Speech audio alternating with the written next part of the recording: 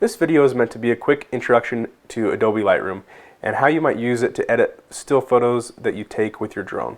If you'd like to learn a lot more about Lightroom, please feel free to join my free Adobe Lightroom course at camerastupid.com/masterlightroom. Adobe Lightroom is a great tool for organizing your photo library and making non-destructive edits to your images. This means that you can make adjustments to your photos and leave the original untouched.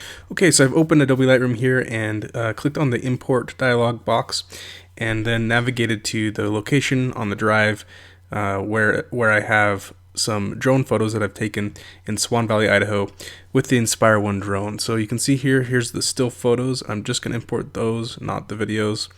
And we'll select those and hit the checkbox to select them all.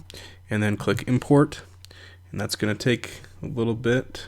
But once those are imported, you can see them all here. We are in the Library tab. If you press the spacebar after selecting one of the images, it'll make it larger. And then you can use the arrow keys to scroll through your images and take a quick look at what you have. I'm going to go ahead and work on this image. I like the composition. And so with this image selected, I'll click on the Develop tab. And in this tab is where we're going to make all of the changes to this image. So remember again that Adobe Lightroom is non-destructive. I can make changes and always reset and get the original image back. So we don't have to worry about messing anything up. But most of the stuff, what we're going to do is over here in this Develop tab bar, we have a histogram here. Let's just see where the highlights and shadows are falling. Then as we scroll down here, there are some more editing tools. This is a crop tool. You can use the crop image if you want. There is a spot removal tool. If there's a spot or something in your image that you want to remove, like a spot on the lens or something like that, you can remove it with this tool. There's a red eye correction tool, not applicable in this case. Graduated filter built in, and then a radio filter, and then the brush tool. Moving on down in the basic tab here, this is the basic scroll down. We have some controls here that will be very familiar if you're familiar with editing raw photos in Photoshop. And again, this is a raw photo. It's a .dng image from the Inspire 1. So there is going to be a little bit more image information here than if we were just shooting straight JPEGs. So you can see I can change the color balance here with this if we wanted to make the image cooler or warmer. I like it about where it was, so we'll leave that there. And then in the exposure tab, we can change the lightness or darkness. And again, this is exposed fairly properly, so I'm just going to leave that there. Contrast, we might boost up just a little bit. It's important to remember that if you take these too far, you can get some really unnatural results. So the key is to be a little more subtle with your adjustments.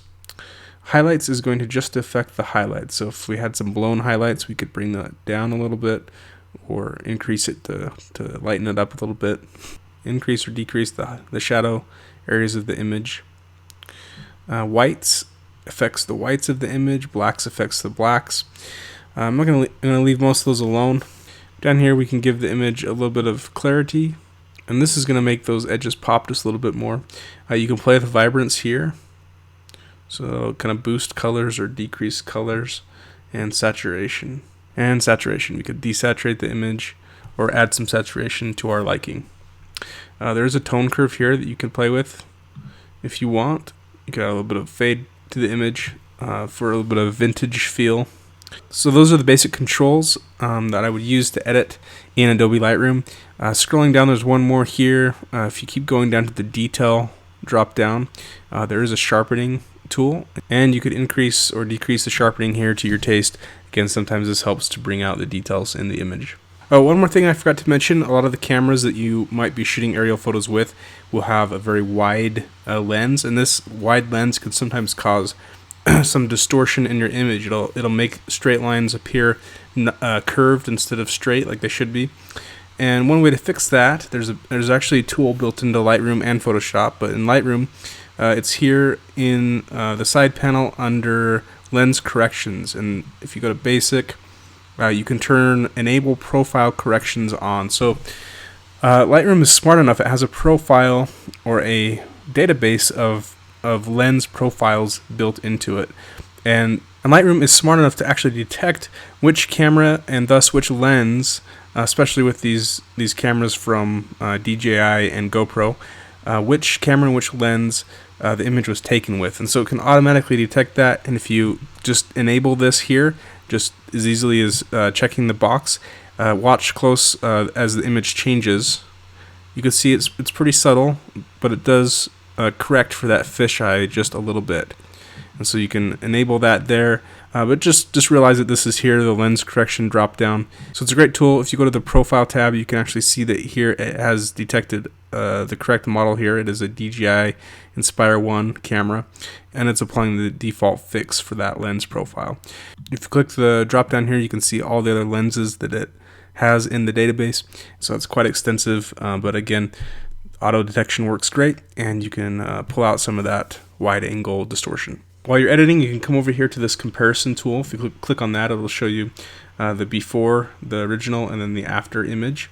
And once you're happy, say you want to save this out, you can just go to File, Export, and then use this export dialog. So you can choose a specific folder to export this to, and then a file format. So I'm going to save this out as a JPEG at full quality, and then it will be ready to share on Facebook or Instagram, and you're good to go.